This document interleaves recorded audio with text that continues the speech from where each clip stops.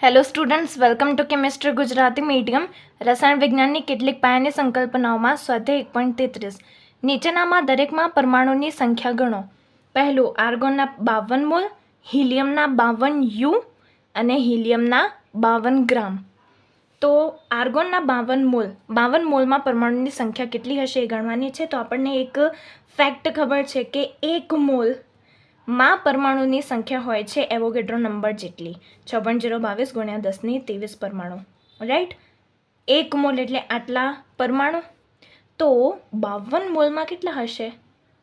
Simple, Avogadro number ગુણ્યા 52, 6.022 ગુણ્યા 10⁻23 ગુણ્યા 52, આટલા પરમાણુ હશે. ઓકે, એટલે કે 3.131 ગુણ્યા 10⁻25 પરમાણુ. ઓકે, નેક્સ્ટ, હિલિયમના 52 યુ અને અહીંયા છે હિલિયમના 52 ગ્રામ. 52 યુ અને 52 ગ્રામમાં ફરક છે. 52 યુ શું છે? અચ્છા, હિલિયમનો એક પરમાણુ હોય તો એનો યુ એટલે કે AMU જે આપણે ગણતરીમાં લઈએ છીએ, 4 યુ લઈએ છીએ કે 4 યુ જે છે, જે હિલિયમનો યુનો પરમાણવીય દળ છે, તો 4 યુમાં એક પરમાણુ હોય છે.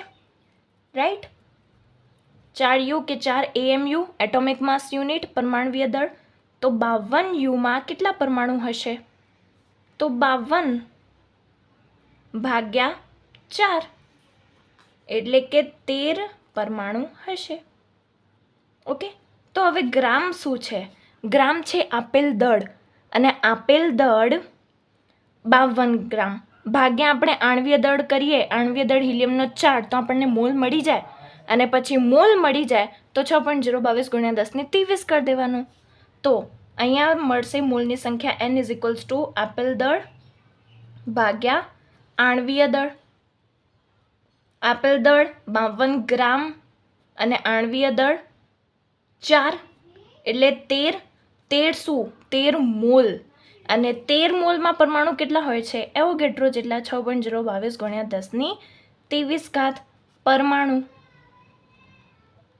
એટલે કે 7.82 ગુણ્યા 10⁻24 પરમાણુ. ઓકે, તો આ છે ડિફરન્સ, તફાવત યુ અને ગ્રામનો. ગ્રામ એ આપેલ દળ છે, જ્યારે યુ શું છે? પરમાણવીય દળ. અને એક પરમાણુનું પરમાણવીય દળ તો આપણને ખબર જ હોય છે કે 4 યુ છે. Okay, so thank you.